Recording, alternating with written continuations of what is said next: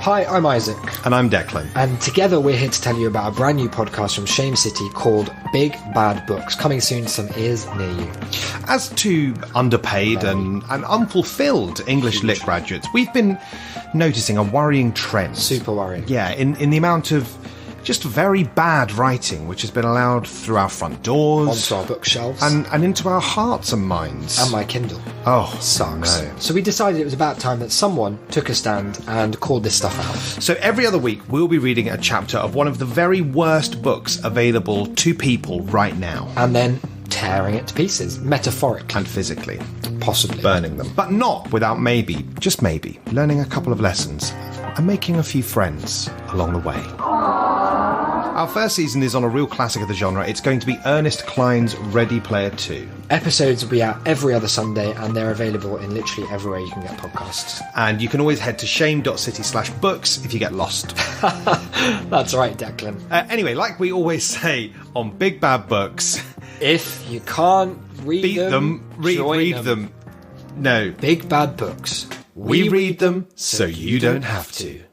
Bye-bye. Bye. 447.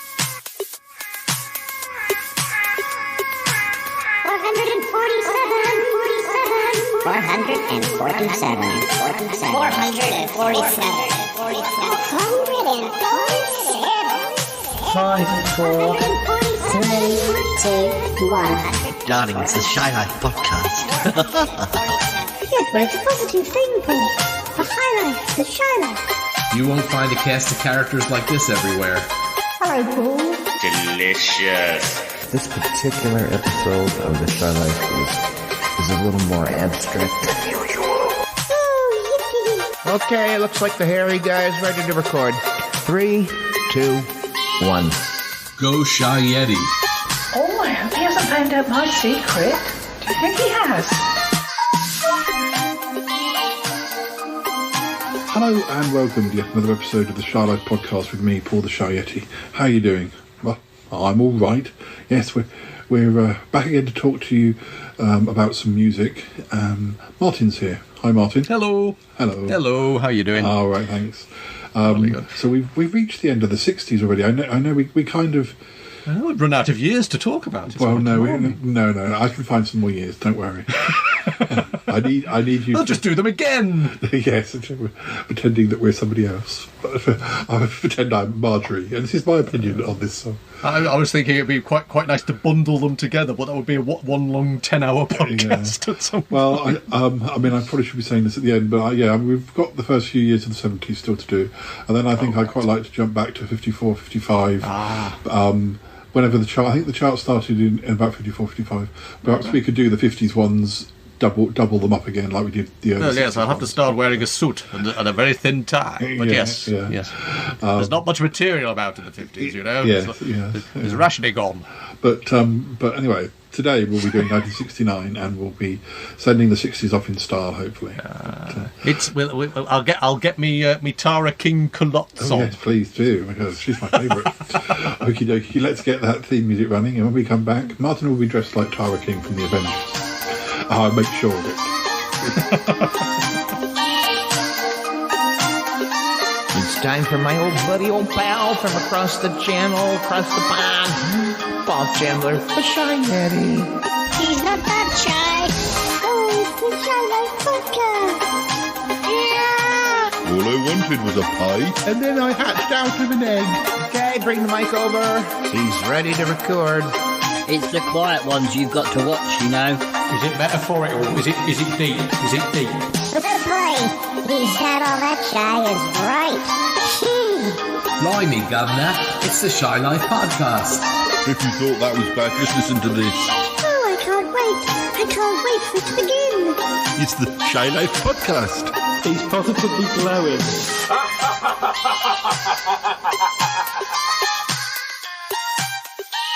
Well, there you go, Martin. You're looking wonderful. I know this beehive. It took so much hairspray. The problem is now if I bang my head on anything, it'll probably damage the wall. You probably stick to it. Yeah, possibly. That's true.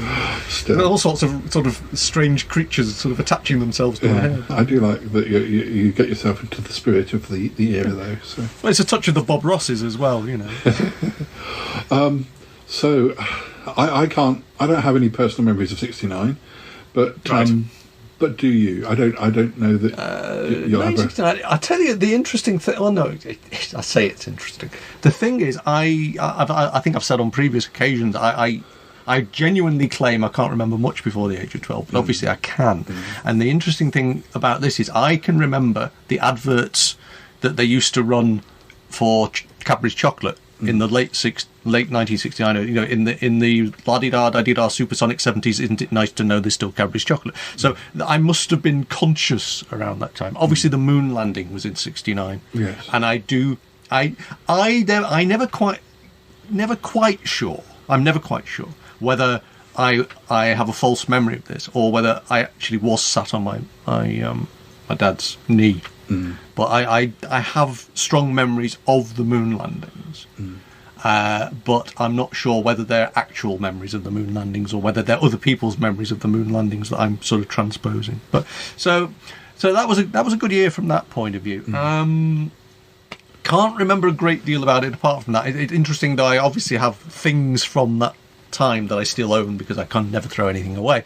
So little bits and pieces that were being collected, you know, books I was given and stuff like that, which date back to then. So I was conscious. It's more than I was. But I mean, I would have been 5. Yeah. So I mean, I started school, and I do remember starting school, and I do remember the things that sort of are attached to starting school. I think I started school when I was 4.5. Actually, I think I was one of those kids that had to go in the middle of the year, and then ended up being one of the youngest in the year forevermore.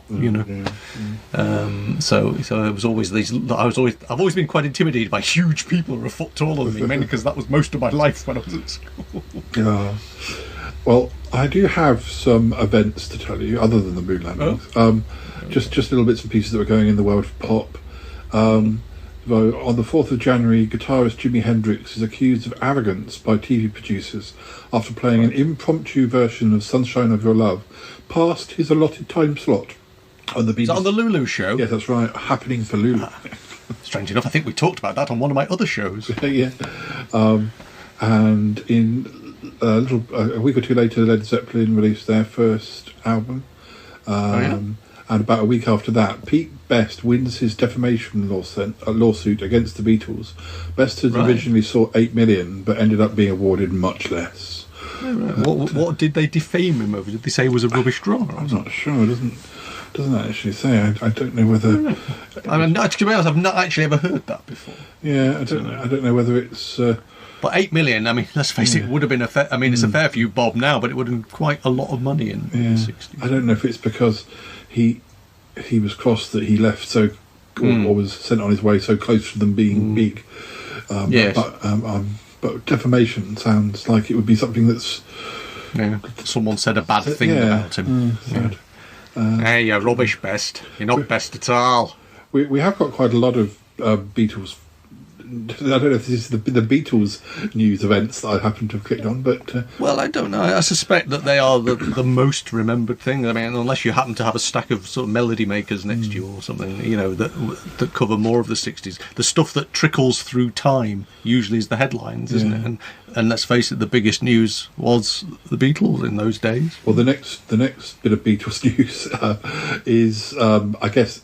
It's one of those things that you wouldn't have known it at the time that it was going to be so important. But the 30th of January, the Beatles performed for the last time in public on the roof of the Apple building. Of course, you wouldn't have known. I was thinking. I thought that was the 70s. I actually thought that was 1970. It was actually 69. I think it's because it came out in the Let It Be movie, which came out quite a while. It's all a bit funny around this period because I think I'm right in saying Let It Be was recorded before Abbey Road, but Abbey Road ended up coming out before Let It Be. And there's all that sort of. On the 3rd of February, John Lennon, George Harrison, and Ringo Starr hire Alan Klein as the Beatles' new business manager against the wishes of Paul McCartney. And Paul hired the death. Yeah, and Paul hired Eastman and Eastman, Linda Eastman's father's law firm. In February, 18th of February, Lulu and Maurice Gibb are married. And that's not a connection I'd made in my knowledge bank. Yeah. Interesting. The 12th of March, Paul McCartney and Linda Eastman marry. That was a connection I'd made in my knowledge bank. And the same day, George Harrison and his wife Patty are arrested on charges of hashish possession.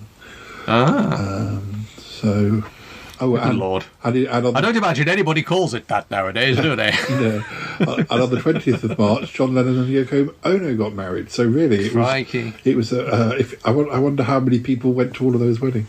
Well, this is it. I mean, it would have been costing you a fortune for presents, wouldn't it, that year? If you were in their circle. Luckily, likes of us were never likely to be in their circle. I think you probably just ended up getting married just to get your present back. Although it's the whole imagine no possessions except for all the stuff you bought us for our wedding. It's always kind of weird when sort of teen pop idols actually sort of get married and all the break a million hearts, isn't it? It's kind of weird actually mentioning Let It Be. Oddly enough, because they always used to show the four Beatles movies sort of on consecutive weeks on the BBC, on BBC Two or something, on summer evenings. And Let It Be was always the one that I thought, no, this one's dull. It's because it was more or less a documentary. Yeah. And yet now that's the one I've not seen it in years, and I'd really like to sort of sit down and give that a proper watch. I don't think it's a bad album actually. I quite like it. 29th of March is the 14th Eurovision Song Contest, which, of course, so young. Yeah, and sort of I think we've noticed this before, that Eurovision Song Contest was a month or three earlier in the year than it is these days, and has been, because it's been May as long as I can think of. But it's also very strange that you actually think of it as only being 14 years old, and now of course there's 60 odd of them, and you think, how can the late 60s, how can it be 50 years ago? It just doesn't compute in my mind at all. And then that was the year where there was a four-way tie between Spain, United Kingdom, Netherlands and France. Did they do? Well, you can't toss a coin for that. Did they have to have playoffs or something? There's no tie-break rule. The four entries involved, who each scored 18 points, are declared joint winners. That was the year that... They had to have some more trophies made. Yeah, that was the year that Lulu did Boom Bang a Bang. You see, the thing that always strikes me, and again, this is another one of those odd but peculiar things, is don't you think, you remember the 50th anniversary of Doctor Who, which was 1963, don't you feel that the fact that that's now 8 years ago, it seems to have gone in the blink of an eye, and you actually start to wonder, did the Hartnell and Troughton eras, and even now into Pertwee, did that feel like a very short amount of time at the time, or did it feel like a very long amount of time? It's very odd when you sort of look back in history because I don't remember that. I remember when I was 10, and stuff from 1964 would have seemed like a million years ago, and now stuff from 10 years ago, sort of 2011, seems like it happened last week. I mean, I've been sort of, I know this is a bit bleak, but I mean, I'm still amazed that it's 8 years this year since my mother died, and it's kind of like, how can it be 8 years ago? It's like I was going to the hospital 20 minutes ago, it's really weird. I can't believe Mr. Dealey is 16 and a half. It doesn't seem 16 and a half years ago since I picked him up. Precisely. It's just odd, isn't it? It really is odd that this was that thing that John Lennon says, life is what happens when you're busy making other plans, and it's kind of there, really. A few quicker ones to rush to go through. Although I will announce that 1969 doesn't have as many number ones as some of our other years, so we should get... Well, that's good, because we've got a short time slot this week, haven't we? Yes, because of Mr. Dealey having to go to the vet. Go for his jab. Yeah, well, it's not his coronavirus. No, that's jab. Me tomorrow. But you're having one? I'm having one tomorrow, yes. So we've got a few things, like in April we've got the first complete performance of Tommy by The Who.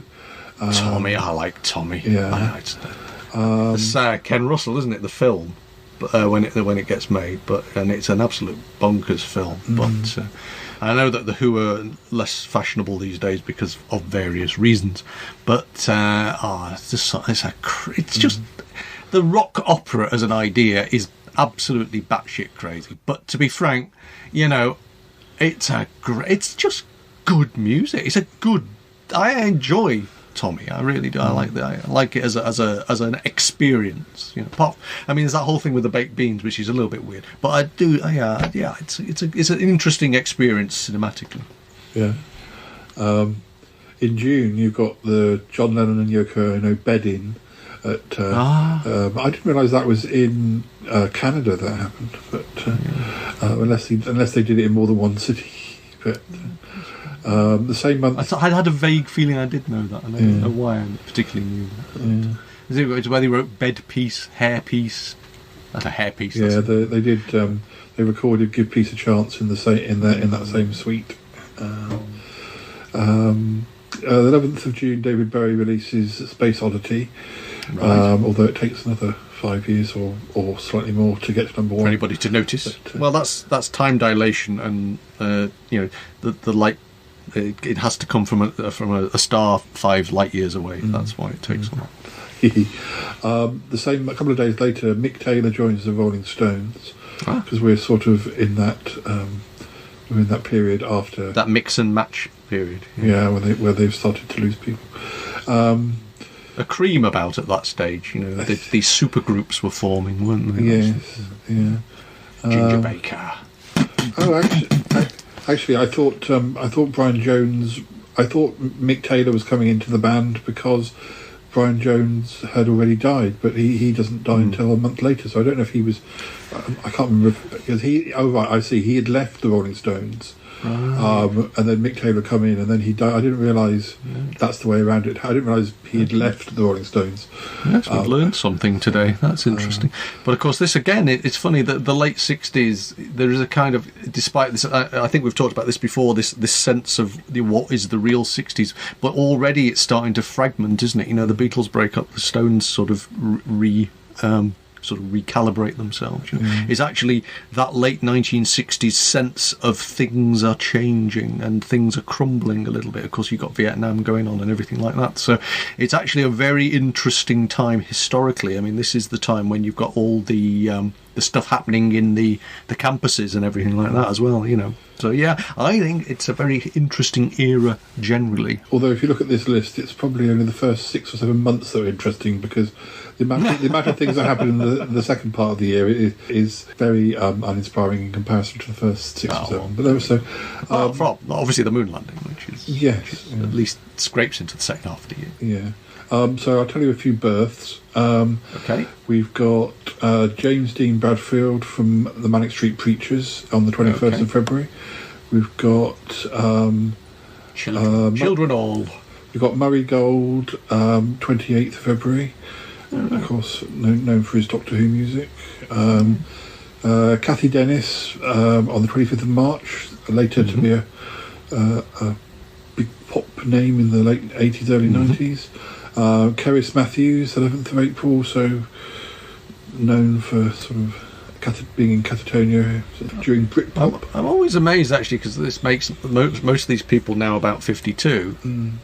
Well, I don't think of them as being 52. I think I've mentioned this before, but equally, it just strikes me that they're all so much younger than me, and they're all terribly successful.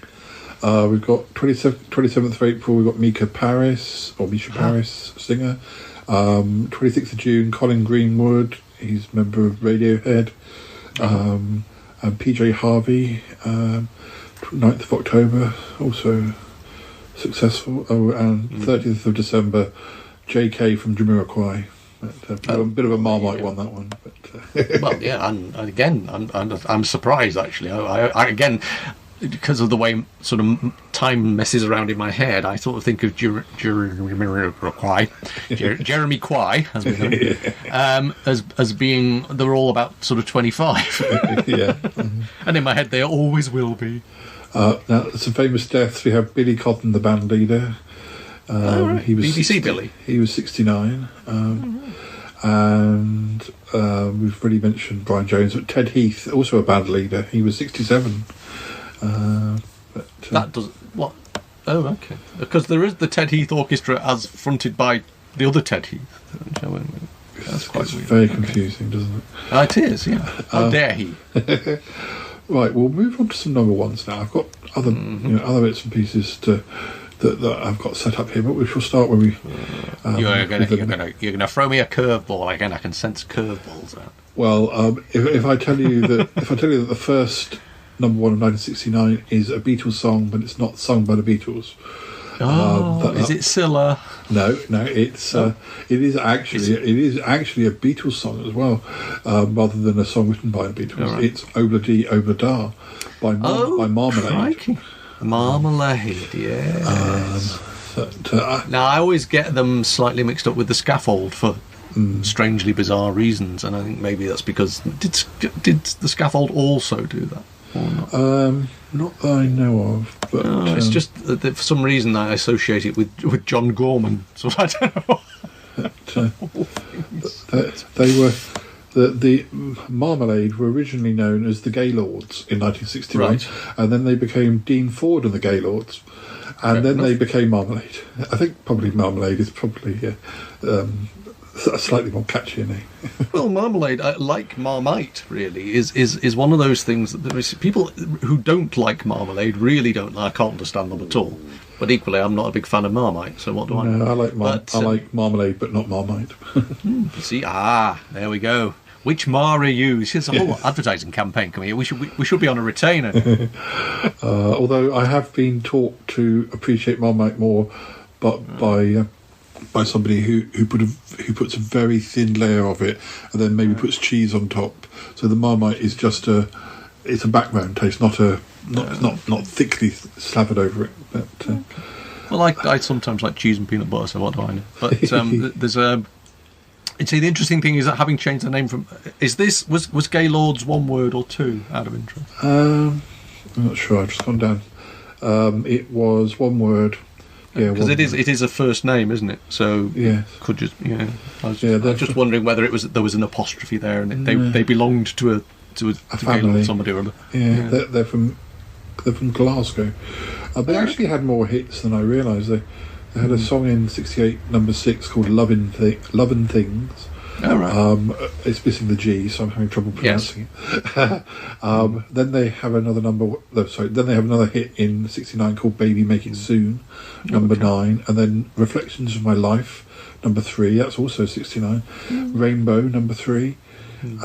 "Cousin Norman" in 1971, and I don't know if that's a typo, if it's "Ra Dancer" or "Rain Dancer."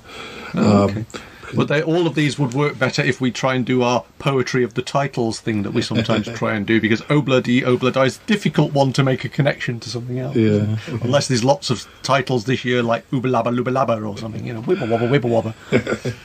It's absolutely everything's so childish these days. It's not like in my day. At time of recording, I've only just edited and released the 1966 episode of our talk, as you know, and I managed to spend at least something on eBay, buying something on vinyl that was from '66, because I decided that I wanted to own a copy of Pretty Flamingo, which I do in other formats, but I decided I wanted the actual 7-inch singles. So.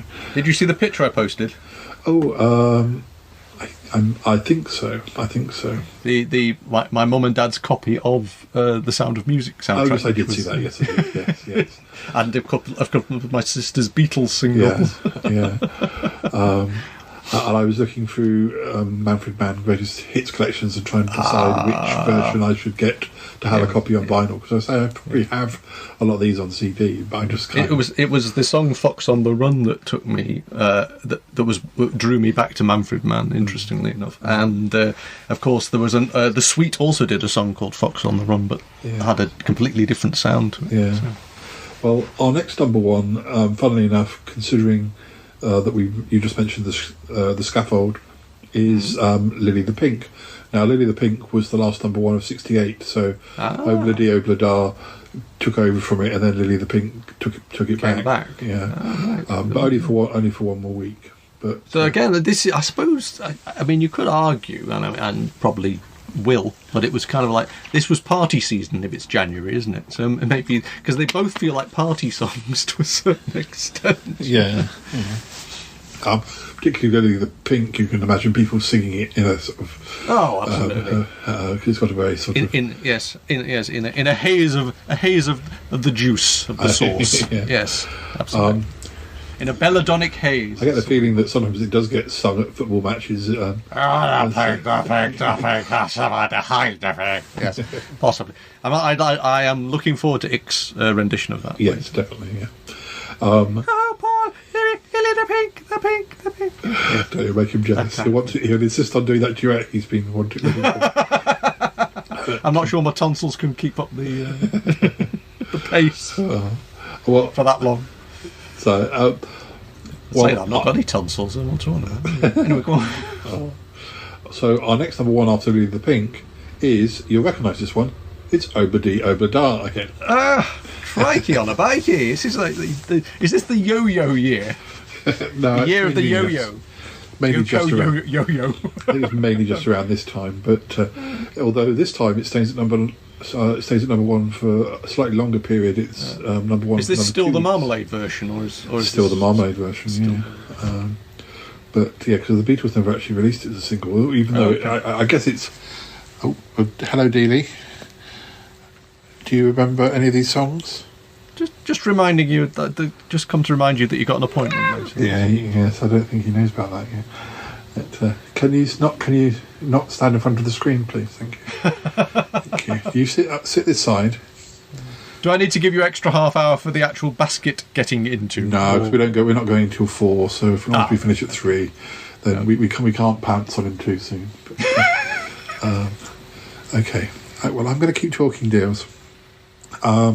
So after Obla-Dee Obla-Da, we have the first mention of a band that would become very iconic in the 70s. I guess they were iconic in the 60s, but a different lineup. We have Albatross by Fleetwood Mac. The Mac. Yeah. Return of the Mac.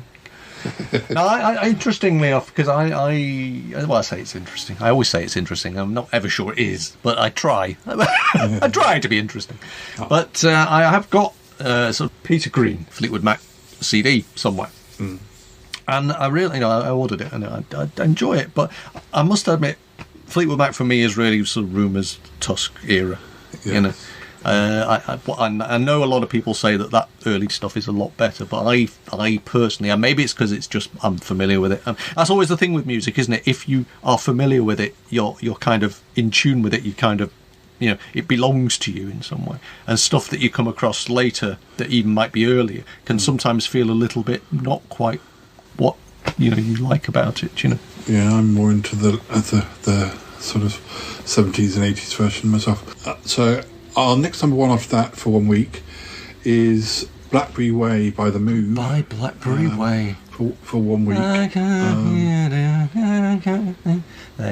But yeah, good song. I enjoy that. They'd later become Wizard and Electric Light Orchestra. Although I don't think Jeff Lynne was in the Move at this point. I think he joined The Move right towards the end of The Move. So we've basically got Citrus Fruit with Marmalade, and we've got Blackberry Way. So that's kind of it's a bit of a fruity year so far. Yes, it is. Yes. Following that, we have I'd say this was quite a. I would say that Blackberry Way isn't one that I knew until it wasn't. Even though it was number one, it wasn't one I knew until I started looking into those sorts of bands. But the next number one, I'd say it was one that does tend to appear on sort of compilations, 60s compilations, or certainly did back in the 80s when I was very interested. If Paradise is Half as Nice. That's Heaven That You Take Me To. Who needs paradise? I'd rather have you. That was 2 weeks. All right, nice again. Yeah. Now, and who did that? That's Amen Corner. Amen Corner. Yeah. So are any of the members of Amen Corner famous for other bands? Because like I say, I was just thinking it's interesting when you tell me The Move had Roy Wood in it. I recognised the voice, but I'd not made the connection in my head, and I'm just thinking. I don't think so. I don't recognise it. The names. But let me just see. Well, Amen Corner is one of those. Again, it's one of those band names that pops up, and you go, yes. But actually, I couldn't have told you anything that they'd actually recorded. Off the top of it. They're sort of the Manic Street Preachers of their day because they're Welsh. Well, you know. I am slowly but surely turning into Michael Sheen. Their sort of period at the top was relatively short. They had a number 12 hit in '67, Gin House Blues, And then they had Bend Me, Shake Me, which that was a big one in early '68. High in the Sky, '68. Then If Paradise Is Half as Nice in '69, and they had another top 10 hit in '69, Hello Susie. And then after that, the Sisters only had one more single, and it did not chart. And it was called Get Back, which might have put people off buying it, because there might be a slightly more famous song called Get Back. Yes, possibly. Or it may well be a cover. You never know. I mean, it actually might have been. Yeah. It's kind of interesting. The Welsh music scene generally is actually has always been sort of there with us. Like say you mentioned Cerise Matthews earlier. I'm trying to think of that sort of hard rock band that came from Cardiff or Swansea. And I can't remember. They've tripped out of my mind, but they were around for a while. Because obviously I spent a few years of my life in South Wales, it was always very strong, but very sort of different. The Welsh music scene. It looks like it was a cover of Get Back. Okay. Before they split up in '69, they appeared as a band in a horror film called Scream and Scream Again, which I'd probably seen. I think you say, I wish I was only watching last night. Is it one of those things where sometimes the music bit gets cut from future releases or something? It's kind of odd. It's like the musical interval in any sort of television program. Like the young ones or whatever. So occasionally when they release them, they just snip that bit out. It was it starred Vincent Price, Christopher Lee, and Peter Cushing. It's based on the novel The Disorientated Man by Peter Saxon. Wow. But I think I do have it in my collection somewhere. But whether they actually appear on screen or whether they just sing the theme tune, the information isn't clear. But well, if you do have it in your collection, is it going on Saturday's viewing this weekend? I think you'll have to. So following that, we have for 4 weeks Where Do You Go To, My Lovely by Peter Sarsted. Where do you go to, my lovely? He was a warbler, wasn't he? Yeah, or you can imagine it being done. You can almost imagine it being done in a Welsh accent. Maybe Eamon Corner could have. Where you going to, my lovely? Yeah, possibly. I in my mind, it's gone to Charles Aznavour for some reason. Yes, it is more like that. Although it's quite with your carefully designed topless swimsuit. I remember that being one of the lines. There's some good lyrics in that, and that was definitely on one of my '60s compilations. It's interesting. We've been watching quite a few French dramas recently, and it does amaze me how effortlessly the French wear clothes and look brilliant in them. And then the British actors turn up, and for some reason we could probably put the same outfits on and somehow just look like we've been in a tumble dryer. And I don't know what it is. There's just something about the way the French carry themselves that is unflinchingly glamorous, and they can't help it. You know? Yeah. Following Peter Sarsted, I have a feeling Peter Sarsted is related. He's the brother of musicians Eden Kane and Clive Sarsted. Wow. Kane and Sarsted, that again, bit ITV. Yeah. Sarsted and Kane, I suppose. Always that two-syllable sounds better, doesn't it? Starsky and Hutch is the same kind. Yeah. Our next number one was for 3 weeks, and it was a very famous tune. It was I Heard It Through the Grapevine by Marvin Gaye. Right. So not a cover version at all. This was the original. Was this a re-release? Had that been around before? Was that when it was brand spanking new? Sure. Again, I'm now thinking of Vic Reeves and Bob Mortimer and those little puppets sitting on dock of the bay, watching the things go by. Marvin Gaye's version was the second version to be recorded. Okay, interesting. But that was a Motown thing as well, wasn't it? Sometimes the most famous version isn't necessarily the original. And it was recorded in '67, so I'm not quite sure why it didn't get to us till '69 or why it suddenly got in the charts. I mean, we've talked about this on previous editions, but sometimes there's a movie out, isn't there? And suddenly a song can suddenly become. Yeah. It was originally recorded by Gladys Knight and the Pips and released as a single. Because I think by this time there was a lot more parallel with the UK and US, wasn't there? music generally. I don't think it was, because I know there's sometimes stuff took a long time to trickle through, certainly in the earlier part of the decade. But I think by this stage, if something was a hit in Britain, it was pretty much a hit in America at the same time, wasn't it, more or less? Maybe the sales had... again, I suppose we get this with things like DVDs even now, that you get the release of it is a few months afterwards, so I suppose... Yeah. So maybe not, but it is interesting. Well, apparently the Miracles were the first people to record it, but their version wasn't released until after the Gladys Knight and the Pips version. So. Is that the Miracles of the Smokey Robinson and? Yeah, I think so. Oh my, I feel so ignorant about my Motown stuff, it's...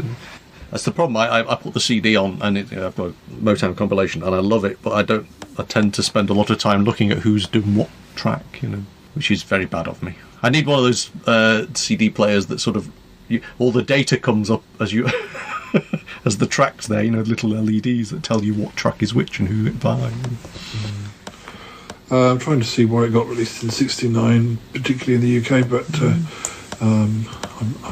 It just might be one of those things that it just was a slow burner, Yeah. Well, following that, we have another well-known tune. It is Just for 1 Week, The Israelites by Desmond Dekker and the Aces. My ears are alight. Yes. Yeah, that was in an advert, wasn't it? There was a lot of these. It's one of the more famous mispronounced or misunderstood. Yeah. I think I've told you before about a chap I used to work with who used to sit there with his headphones in, and he couldn't help but sort of sing along in the office, which was always terribly hilarious. But his lyrics were always wrong, and the most famous one was Elvis Presley, "In the Meadow," which still makes me chuckle when I hear the song. They got cold and grey Chicago dawn. The little child is born in the meadow. In the meadow. I still think of Cartman in South Park singing "In the Ghetto." Screw you guys. I think that's I think that's one of the first times I actually even heard "In the Ghetto." It was on South Park. Yeah. It was one of those Elvis ones. Elvis Presley, man. Well, following that, I think last time I promised to talk about a time when I did. Yeah, yes. I have a feeling you did it. Did you do a karaoke to a Beatles song or something? And I said I had one. I not so much karaoke. I've never done karaoke, but I used to get a bit tipsy, and when we were clearing up a disco, we did do "Hey Jude." Well, the next number one clear the is room, the one, usually.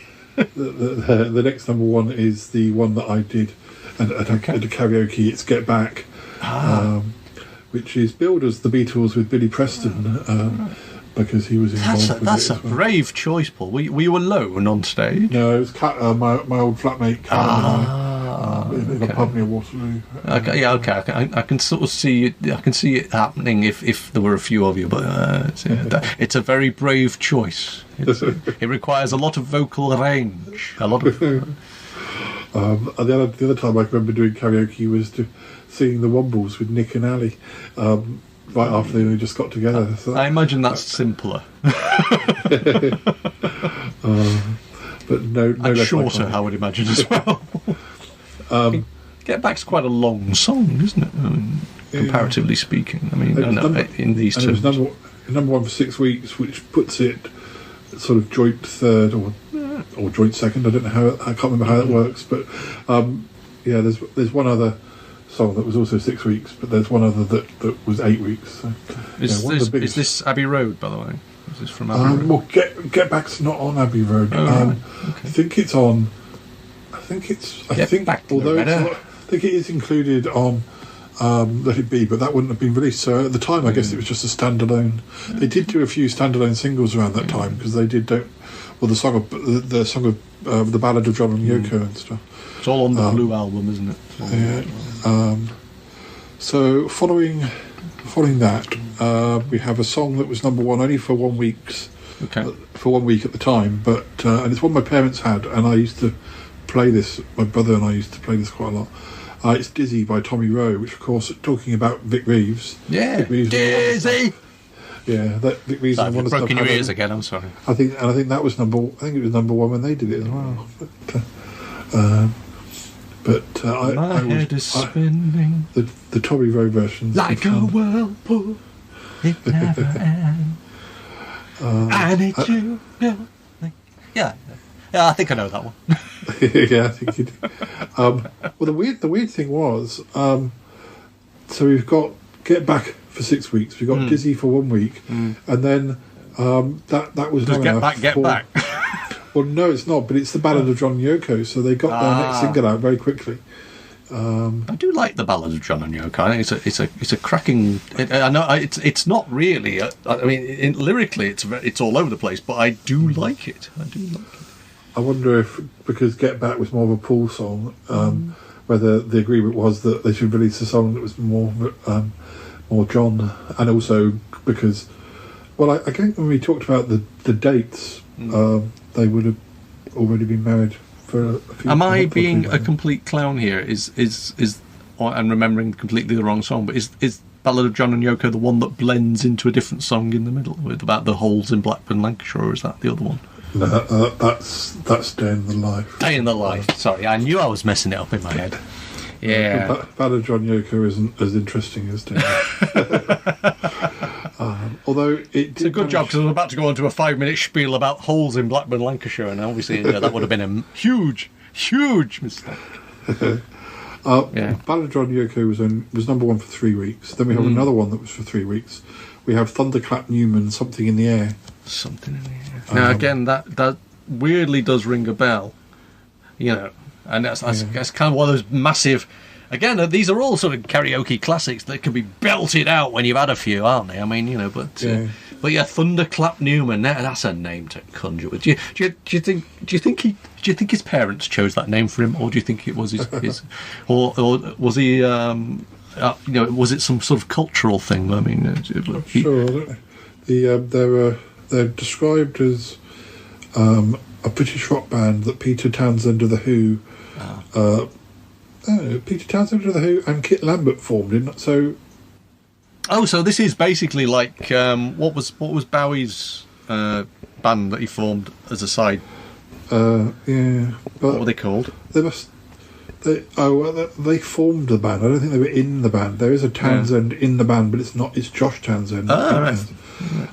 It was to showcase the talents of John Speedy Keane, Jimmy McCulloch, who I feel like was probably in Wings. Yes. In the 70s. Okay. And Andy Thunderclap Newman. Oh, okay. Fair enough. But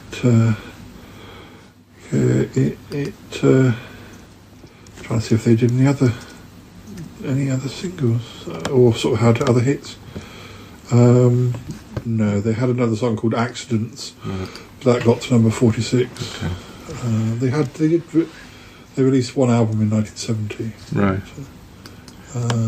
So the thing I was trying to remember there was Tin Machine. So I was thinking it was Pete Townsend's Tin Machine. David Bowie also did another band in the early 70s, but we'll talk about that when we get there. But where were the spiders, Paul? Where were the spiders? Just before that, wasn't it, Giles? So our next number one was for 5 weeks. It was Honky Tonk Woman by the Rolling Stones. I know we don't always think of the Stones as being a singles act, but that was one of the ones that was released as a single. Although whether it was actually on an album, whether it was still doing that old thing of releasing an album and then having the single separately.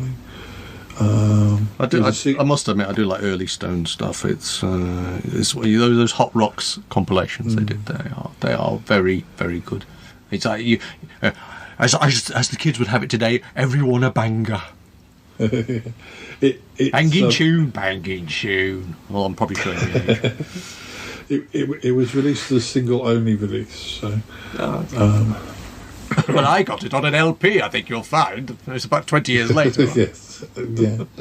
The next number one for 3 weeks is another one that my parents had, and it's a weird one.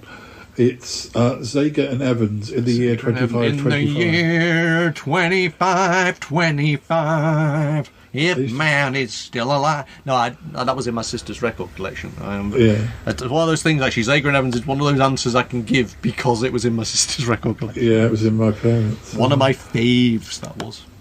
Yeah, it's a weird one. Although I've never been quite understanding why they changed the numbering system halfway through the song, because doesn't it change something like 5510 or something like that? Yeah. I think it's probably because they want to start rhyming with other. They ran out of words rhymes for 5. Yeah. They did have other singles, but none of them did any. No. They had Mr. Turnkey that got to number. Okay. Actually, that was only.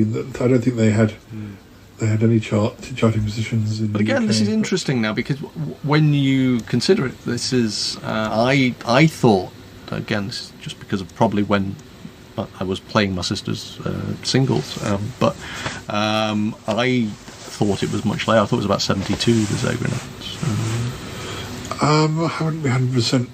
No, it's just interesting. It may be that they did the greatest hits. It could well be. It's interesting when I dug out those singles that are the very few that still remain from that era of my sister's. That there is, I was quite fond of the fact that it looked like she used to make her own single sleeves for some of them, so that she's actually cut them out and cut the circle out and taped it around the edge. You still got those to make your own little sleeves for them. But I think there was a time when she was getting, you would get ex-jukebox singles. You'd go to the pub and the landlord would be just giving away the ones they'd taken out of the jukebox. So I think actually she may well have just got these things 3 years later. Yeah. Well, following in the year 2525, we have Bad Moon Rising by Creedence Clearwater Revival. It's a cracking year, isn't it? Yeah. Creedence Clearwater. All the right. There's a good line by Jasper Carrott about Creedence Clearwater, but I can't remember what it is now. So I think someone going on about all the old stuff in the bargain bins. Because that was used in American Werewolf in London as well. Yeah. One of the first times I heard it. I'm not entirely sure about the political correctness of Creedence Clearwater anymore, but I do have a collection of theirs. But I think they're very much associated with the South, which is not necessarily a good thing these days. That their flag, that their flag. Yeah, trying to see what other they had. Well, I mean, obviously they had hits in Fortunate Son and everything like that. There's some cracking stuff from Creedence Clearwater, but they do tend to become anthems for perhaps areas of American culture that we're less comfortable with these days, shall we say? They had quite a lot of top 10 hits and quite high up in the between 68 and 71 in the States. They also used in Die Hard 4, I think. Actually, come to think of it, Fortunate Son. They had less big hits in the UK. They had Proud Mary, which was a hit both sides. And then they had Travelling Band, that was top 10, and Up Around the Bend, that's their second biggest hit. But in America, I think there's probably getting on for sort of 10 songs that were top 10. Well, for a certain sector of society, they are they are their youth, they are their anthems, their youth anthems. So, following Bad Moon Rising, we've got Je t'aime, mon Frenchman sophisticated. By Jane Birkin and Serge Gainsborough. Yeah, that's a rude. Did that get banned? I seem to remember that get banned. I think it did. BBC wouldn't play that sort of muck. Filth. It was only number one for 1 week as well. But, although it does have the air slightly of someone just what's it called, phone hacking somebody's personal conversation. Yeah. Then we had I'll Never Fall in Love Again by Bobby Gentry for 1 week. Things have calmed down. This all got a bit lovey-dovey in the late 60s, late 69, hasn't it? Really? Yeah. That's a Burt Bacharach and Hal David song. Never Fall in Love Again. It was written for the musical Promises. I feel that was played at Butlins and Pontins. I feel we went to either a Butlins or a Pontins, and for some reason I've just got a flashback to some ballroom there, which, considering I would have been about 6, is weird. I think Dionne Warwick did a very popular version of it as well around the same time. Dionne. We've just got 2 more number ones left. And the next one is the biggest number one of the year. Okay. It's the Yeti'S Sugar Sugar. Sugar. Now, that surprises me, considering it seems sort of light and fluffy compared to everything that's come before it, doesn't it? In many ways, Well, apart from the last sort of 2 romance ballads, but that early part of the year seems very sort of hard rock and loud, and suddenly, sugar. Anyway, and then now my teeth are all falling out because they're rotting with all that sugar. Well, although obviously sits with the marmalade at the top of the year. Because the Archies were a fictional band on an animated TV series. Really? So it's not bloody Pinky. We're not getting any Pinky and Perky. There's no. Suppose they were the New Monkeys, but perhaps they decided after the Monkeys that it was easier to have a cartoon band who couldn't walk away, cause trouble and walk. You can recast. But yeah, Sugar was they did have other singles, but Sugar was the only one that hit our top 40. That's interesting though. What were the dates on that? You say was it there a long time or just the biggest selling? It was 8 weeks. Eight weeks from September to from sort of late October into. So this is the run up to Christmas. Okay. You just kind of think whether it was anything to do with something like appearances on things like Cracker Jack or something. I don't know. Although I don't know how they would have done it if it was a cartoon band. Well, it might well be that again we were in the early days of not videos as such, but Magical Mystery Tour had that film made. So maybe there was something to do. Maybe there was just a really interesting cartoon that people liked. Yeah. Now the last number one of 1969 is it a banger? Well, actually, it's a bit of a controversial one. Oh, my. Ending on a controversial point as we leave the 1960s. It's Two Little Boys by Rolf Harris. Him. So, a name that we dare not speak anymore. Although you just did, obviously. Yeah. Like that Australian gentleman, yes. So that was the Christmas number one of 1969, and that was the last song of the 60s. That feels wrong on so many levels, doesn't it? Yeah. So many levels. It was actually written in 1902. It's an old song. He must have had a TV show on or something, because again, it just who the heck was buying it? When you think about it, because I know he had was it that Jake the Peg one, Jake the Peg, and things like that. So he obviously had a few. I know he bothered, so he's known for his music, but it's just fascinating to me that when you think about it, a lot of these songs are actually just bloody awful. He had a lot of TV shows when I was growing up in the sort of later 70s, early into the 80s and stuff. I don't know whether perhaps he did back in the 60s as well. I have a copy on my shelf of TV All Stars Annual from 1970. And it has articles, interviews and what have you with the stars. And, so there's like a 2-3 page article on Scylla, there's a 2-3 page article on Des O'Connor, but there are articles on him and that DJ we also can't mention. And it's just interesting that these were all, in many ways, the Saturday night entertainers of their time, if you see what I mean. So actually a lot of that kind of popular musician entertainer were moving into family entertainment, if you like, for want of a better word, at that stage. So it's kind of interesting, but probably we should draw a veil. Yes, and we've got plenty of others. Before we go over to America, I want to just run through a few other songs that were big this year. We didn't stop and discuss them for ages, but we've got "Son of a Preacher Man" by Dusty Springfield. I only boy could ever, yes, Dusty. She wasn't that long off stopping having big hits in '69. She by the early '70s she wasn't doing very well at all. I think Dusty's "Son of a Preacher Man" actually sort of struck a chord in our household. And I think, again, it's one of those ones that used to keep turning up on things like Stu Potts, Junior Choice, which we used to listen to at the weekend, Saturday, Sunday mornings over breakfast as a family. But Son of a Preacher Man kind of appealed because it was very, you'd say middle of the road now, but also it was, I mean, my dad was a preacher, so it it struck a chord. Also got Fox on the Run by Manfred Mann. There you go. She walked through the corn leading down to the river. I couldn't remember that song for so many years.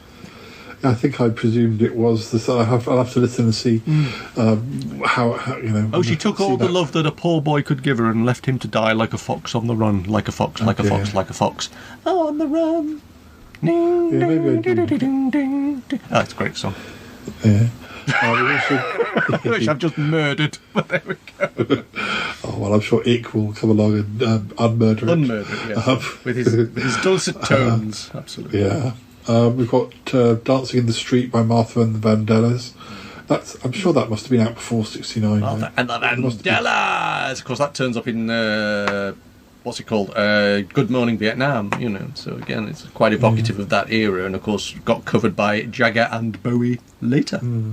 Yeah, it came out in '64, so there must have been some reason it came back out again in '69. Again, possibly this is when you have got the era when certain tunes were being played a lot in Vietnam. So, but I know sort of in the British charts, it probably had nothing to do with Nam whatsoever. But interesting, nevertheless. We've got Nina Spone's version of the Bee Gees' "To Love Somebody." Okay, got to number 5. Got Diana Ross and the Supremes and the Temptations with "I'm Gonna Make You Love Me," number 3. Blimey, that's a lineup.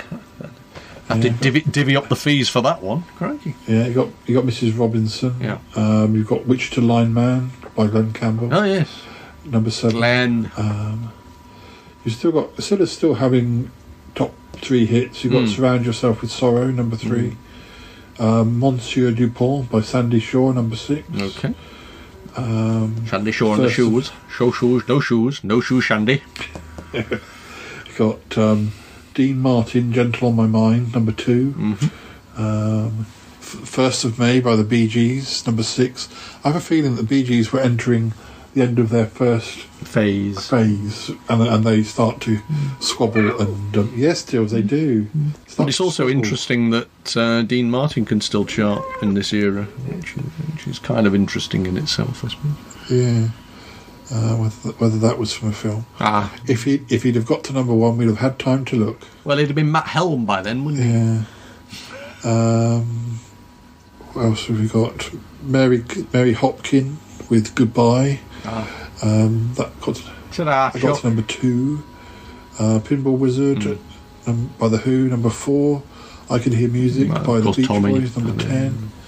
"The Windmills of Your Mind" by Noel Harrison, number 8. That's Butch Cassidy and the Sundance Kid, isn't it? Is that? Yeah. Fleetwood Mac had another high charting song with "Man of the World," number 2. And "The Boxer" by Simon and Garfunkel, number 6. In a clearing stands a boxer and a provider by his trade, and he carries the reminder of every god that laid him down or cut him till he hung out that one. Anger and a shame. I need to learn to breathe better. Peter Sarsted had another top 10 hit with "Frozen Orange Juice." I don't think that's retained its fame in the way that "Where'd You Go to My Love?" No. Well, I was just thinking Sarson's Vinegar. Yeah. I have a feeling I read somewhere that 1969 Robin Gibb has like 3 or 4 singles that did very well, and I think there's one here, "Saved by the Bell," that got to number 2. So I think that we probably are in the era where they're starting to do solo stuff. But they'll be back. We've got Johnny Cash, "A Boy Named Sue," number 4.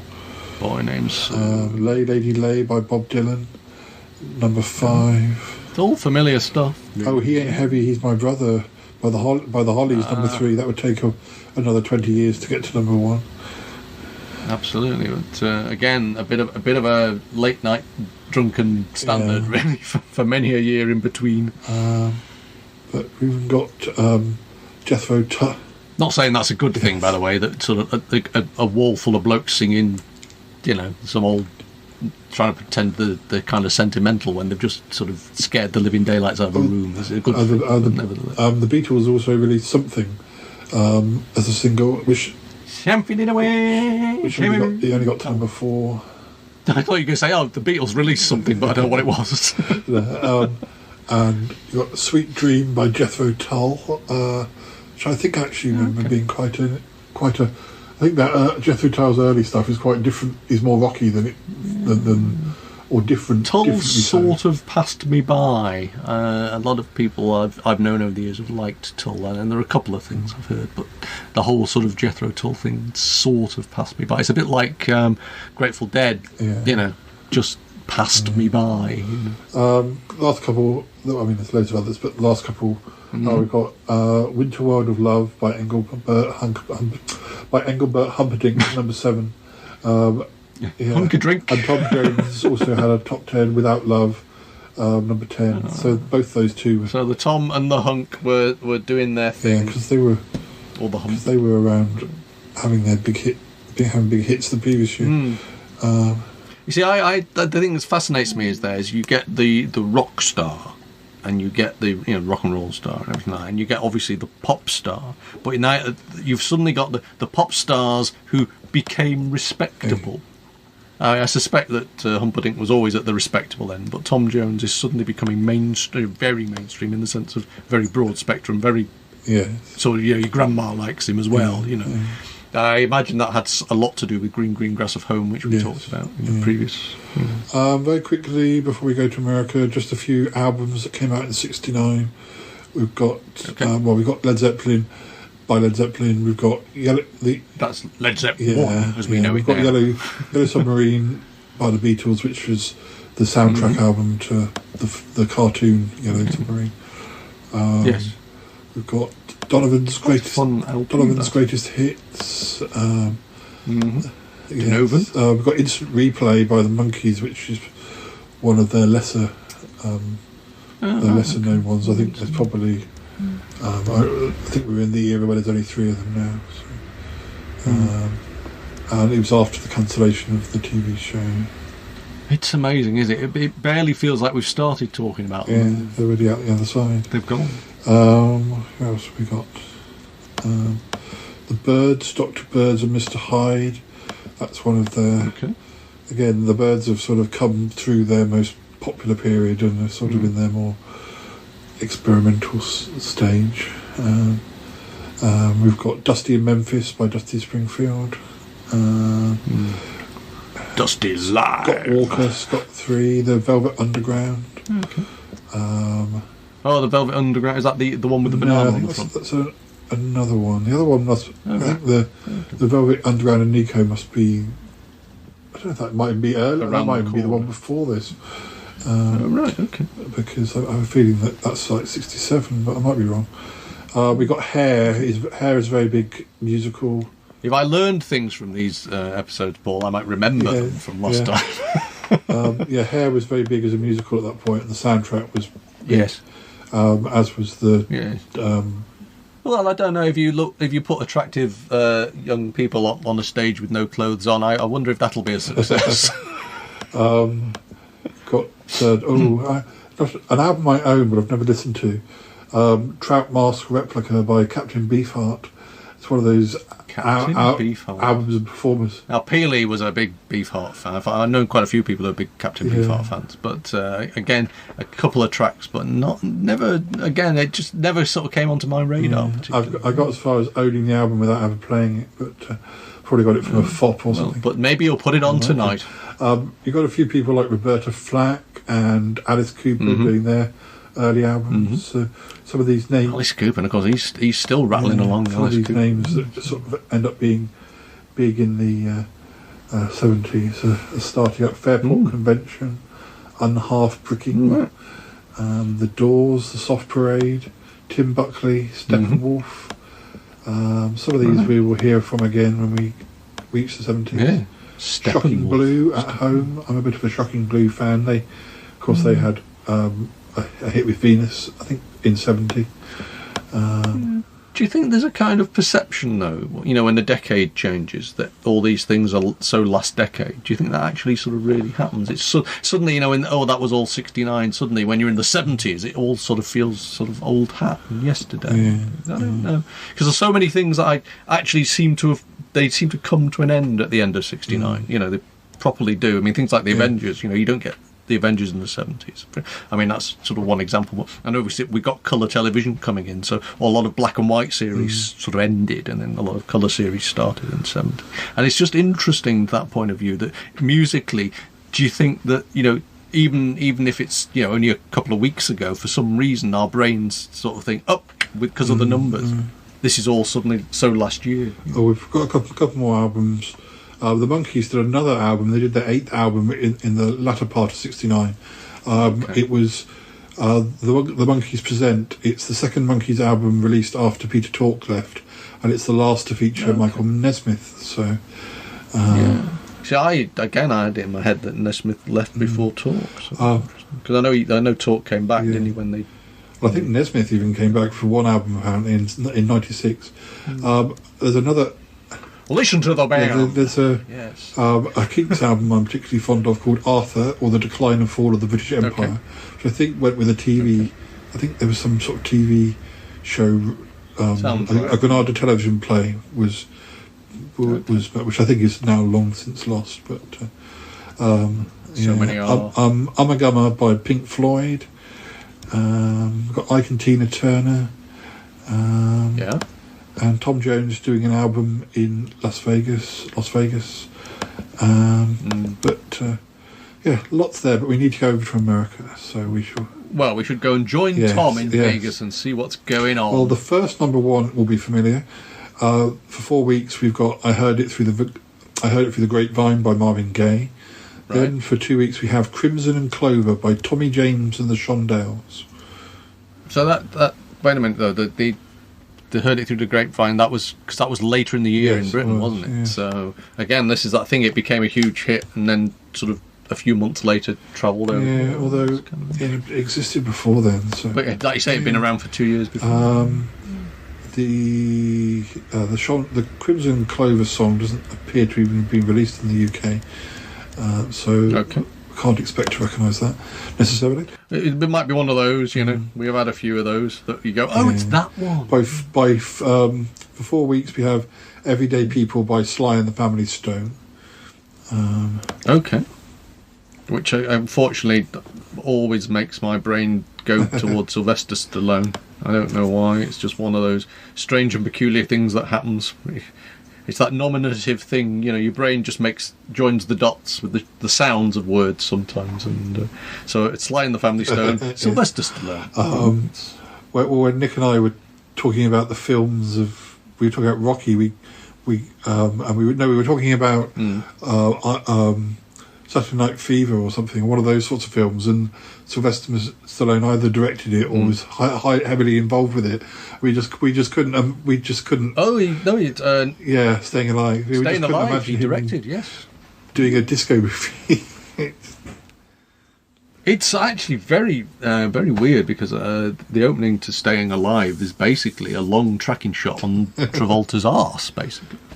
Which again sort of doesn't quite sit with the personality that Stallone was trying to put across. But I suppose he knew his audience, and if that was the sort of shot that people wanted to see who were going to go and see this film. Going back to the Sly and the Family Stone, that their single "Everyday People" got to number 36 in the UK. But I remember, and I was just looking because in '92 there was a band called Arrested Development, and they had a song called "Everyday People," which apparently. I wondered if there was a connection, and apparently it is an adapted version of the Sly and the Family Stone song. So after that, for 4 weeks, we have "Dizzy" by Tommy Rowe.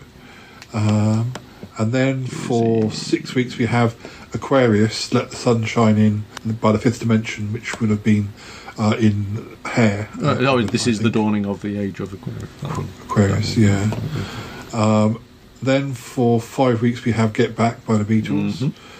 So that's simultaneous, isn't it, more or less? That's what I'm saying. It's interesting that some are and some aren't. Yeah, Beatles managed to fit in quite a few singles. Well, they need to get the money before they go, Well, we don't know that. We know it now. We didn't know it then. For 2 weeks, we have the love theme from Romeo and Juliet by Henry Mancini. Interesting. So that'll be a film. But that won't be obviously the DiCaprio version. Actually, this is a year where there is quite a lot of songs that are the same as the UK, just in maybe different orders, because we've then got for 6 weeks in the year 2525 by Zager and Evans, and then for 4 weeks Honky Tonk Women by the Rolling Stones, and then for 5 weeks Sugar Sugar by the Archies. Okay. And then I wonder if what comes up next is almost what we'll get in 1970, because you've got for 2 weeks I Can't Get Next to You by the Temptations. You've got Suspicious Minds for 1 week by Elvis Presley. You've got Wedding Bell Blues for 3 weeks, The Fifth Dimension again. Okay. And then you've got Come Together Something by the Beatles. So that a slightly better end of the year than we had. That's for sure. That's like, well, that is slightly Come Together. Well, I think in the UK it was something with probably a double A side, but it was something with Come Together on the other side. Whereas I think Come Together is on the AA side. Would you say that some records are better for American airplay and some are better for British airplay? Yeah, I would have thought that the UK would have preferred something and Come Together was a bit more sort of alternate. Interesting. And I can understand if that was the reasoning. But we've still got 3 more songs which we hadn't had. No. We've got for 2 weeks Na Na Hey Hey Kiss Him Goodbye by Sting. Wow, again, I'm more familiar with the Nana Nini Nunu version of that. Yes. I think. Yeah, that was... well, Dee Dee says it's Bananarama, but what do you know, Dee? We know it's Nana Nini Nunu, and we're absolutely sticking with it. He's a bit bottomy. I'm a bit toppy. It's funny actually. I saw a video of Bananarama. Oddly enough, I can't even remember what I saw it on, but I saw it the other day, and it was a sort of early 80s, and again you suddenly start to realise that. These wild young things are now sort of in their sort of mid 50s, or early 50s. You know, it's kind of. I think they're probably in their late. No, well, I'm trying to be a gentleman. Yeah. No, I'm reading their autobiography. Oh, right. They've just, they were definitely at school in the 60s. I don't object at all to Bananarama. I think they were perfectly acceptable pop band. Yeah. And they're still going to this day. They had an album quite recently, which was actually rather good, in a poppy way, which is what they've always been anyway. But the last 2 number ones are "Leaving on a Jet Plane" by Peter, Paul and Mary, and that someday will be. Funny. That does feel like you're flying into the 1970s. That doesn't it? I even associate it with the adverts of the time. It's kind of like it's sort of like a sort of easy listening, sort of slightly comfortable ride into the next decade. Yes, and go on. And then we've got the last number one is "Someday We'll Be Together" by Diana Ross and the Supremes. I suppose that is. I mean, that's funny enough because I'm leaving on a jet plane. Someday we'll be together. You almost feel like it's a double A side. That yeah. Now, listeners, we promise you we will be going on. We does go on. Yeah. So I won't tell you the names of the songs, but I'll tell you what we've got to come. Next time Martin and I speak. Oh yeah, whole new decade. Yeah, I'll have to throw away all the pinstripe. No, not the pinstripe. The narrow lapelled suits and the thin ties, and get my flowery shirts out and go all. Was it John Ridge? All Doomwatch. It's quite a mixed year. Get the cravat out. We've still got Rolf Harris, but we've also got Edison Lighthouse, Lee Marvin, Simon Garfunkel, Dana, Norman Greenbaum, England World Cup squad 1970, Christie, Mungo Jerry, Elvis Presley, Smokey Robinson and the Miracles, Frida Payne, Matthew Southern Comfort, Jimi Hendrix Experience, and Dave Edmunds. Dave Edmunds. Who sounds like a football manager, but probably isn't. Yeah. So there's a lighthouse in there. I'm always fond of a lighthouse, as you know. Yeah. So we'll have plenty to discuss next time. Fabulous! In the supersonic 70s, isn't it nice to know there's still us two burbling on about music? One of the days, great taste. Well, Martin, thank you very much for joining me again. Always to a pleasure, Paul. 60s. And thank you, Neely, for sitting here relatively quietly the whole time. And he is here. He has been curled up with me for the majority of this show. Anyway, right, well, we'll speak to you again soon, listeners. You take care, and goodbye for now. Take care. Bye-bye. Bye now.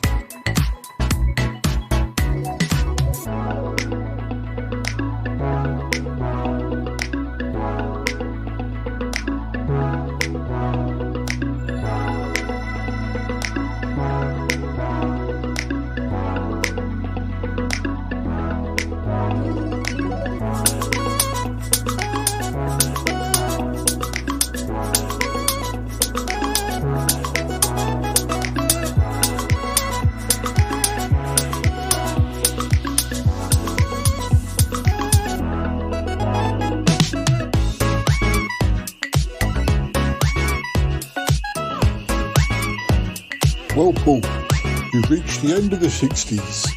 Marvellous. You've done very well. Thank you, Yeti Uncle John. Yes, absolutely. Very impressed, very impressed. Thank you. Well, I don't suppose there's any point in asking you if you remember anything about 1969. Were you even alive in 1969?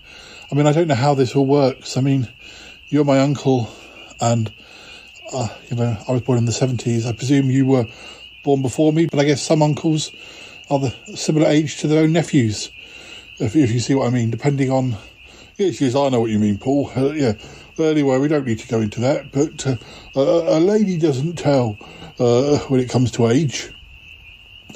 Right, okay, well, I take it that means you were around in the 60s, but maybe, rather like Martin, you don't remember a lot about it. Maybe that's quite accurate. Yes, maybe. You should ask Bettina. She'd know. She was there. She talks about Andy Warhol, hanging out with him. So she must have been an adult. I don't suppose he was her babysitter.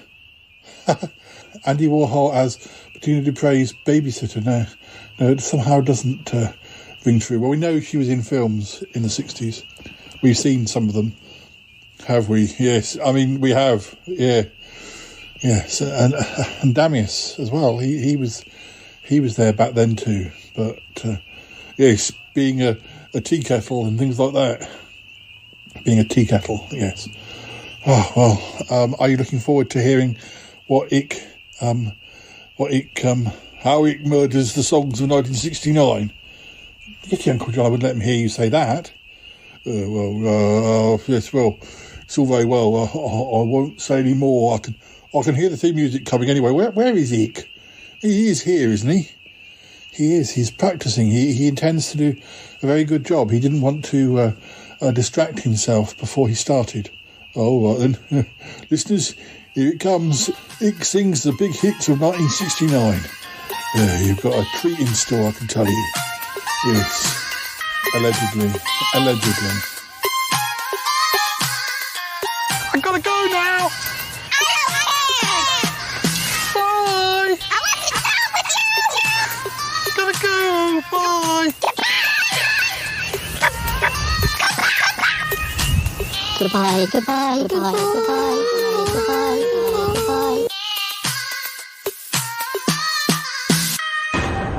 This show is part of the Pride 48 network.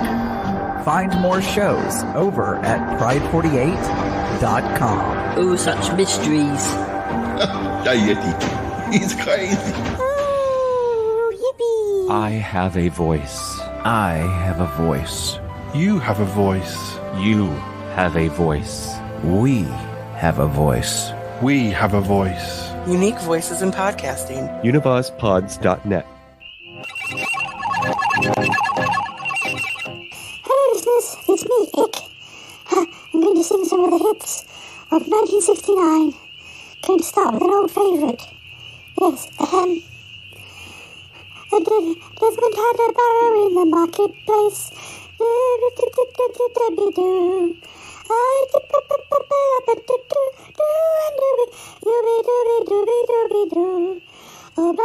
Oh, bloody, life goes on. Life goes on. In a couple of years, they had built a home sweet home.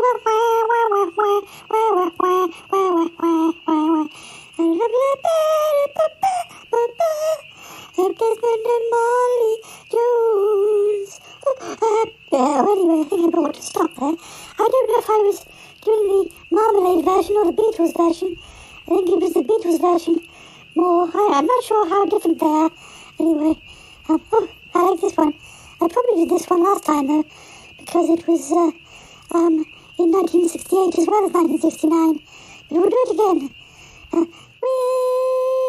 drink, the pink, the savior of the human race, was he invented medicinal compound, was efficacious in every case. Then we have oh bloody, that goes on, that goes on, because it came back again, you see. Then we got albatross.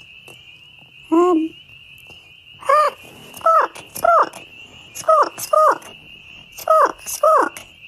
Squawky squawk. I guess that's what albatross sounds like. And then we got goodbye Blackberry Way. I can hear you. Goodbye Blackberry Way.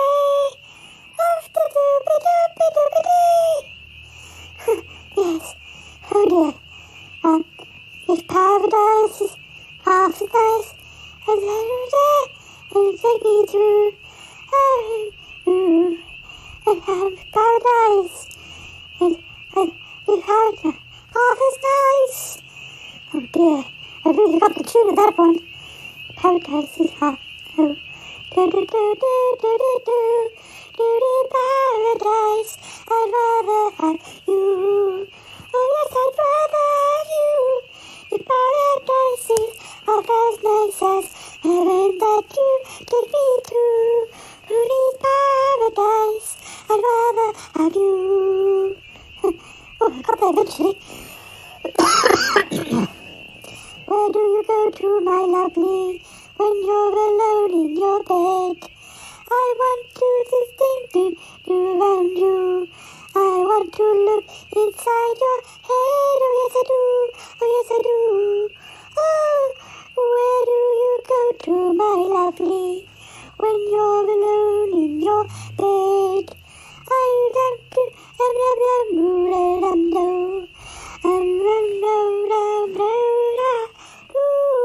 yes. Dum. Oh, I heard it through the grapevine. Oh, yes, I did. I heard it through the grapes. Oh, yes, I heard it through the grapevine. And heard it through the grapevine. Oh, I think it's a high for me, that one. The years of the lights. These are the lights. Moving on.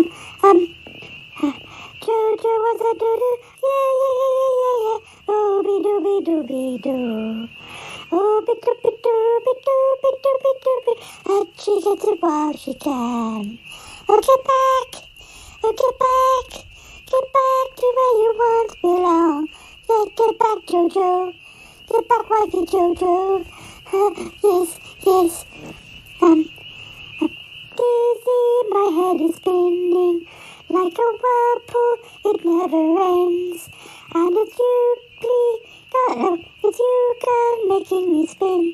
You're making me dizzy like a whirlpool. Okay, I think that's the other version. Never mind. The Ballad of John and Yoko. I'm gonna make you so. Sing it. Do-do-do-do-do-do London. Oh-do-do-do-do-do-do. And the man at the boom. I hit the boom-a-boom-a-boom. He's a boom-a-boom-a-boom. He's making it easy. Wow. You know how hard it could be. Wow. You where did they going? They're gonna crucify me. I got it right. Something in the air. Oh, golly. There's something in the air. I'm swatting it like a bee. Yes, that's that one.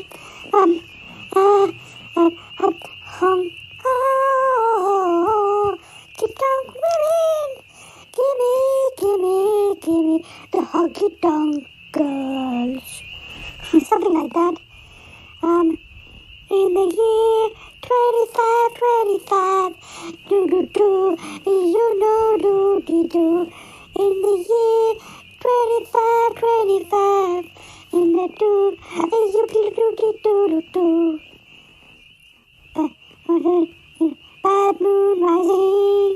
No, it's been bad moon rising. It's been bad moon rising. Oh dear. Je t'aime non nous poids. Okay.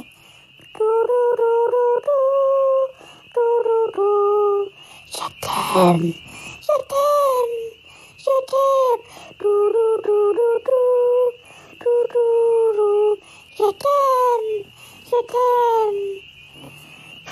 Dear. I really need somebody else. Where's your Uncle John when you need him? I'm here. What do you want me to do? Would he be Serge Gainsborough? I don't know what he does in that song. Oh dear. Oh, don't worry about it. Oh, all right then. I think you're doing very well, by the way. Thank you, Uncle John. I'll never fall in love again. I'll never fall in love again. Oh, sugar, you are my candy girl, and you wanting me. Oh,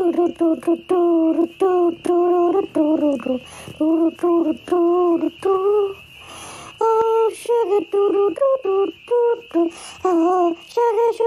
oh, sugar, honey, oh, I think I've got the right song. Have I got the right song? Is Uncle John? No, he's gone. Oh, dear, oh dear. Oh, well, they seem to have gone home, I think. Oh, dear. Two little boys heading off home. We'll get here in the studio. No, we're not doing Two Little Boys. No, we're not doing that one. We don't like it. Sorry. Goodbye. Two little boys had two little toys. Do do do do do do. Do do do do do do. When we were two little boys. Yes. Think that's it. Finished. 1969 is done. What do you think, guys? You Uncle John? Paul? Oh, they've gone home. Oh, great. I'm all alone. Maybe we'll sing something else. Here we go. Desmond had a barrow in the marketplace.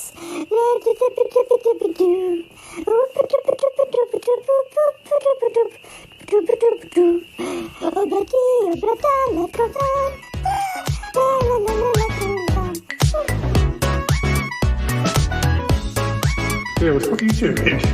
He's sticking his head under my chin. What are you doing? Because I'm eating cheese for lunch. Is that alright for you? He's fantastic. Jolly good. Jolly good. All this French music, I notice, it's very impressive. They are going to take over the world.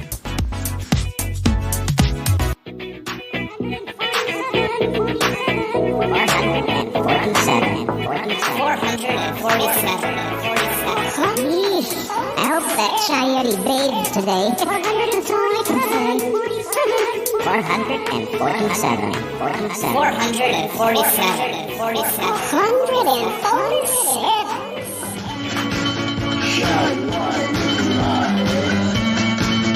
Oh God, that it guy gives me the creeps.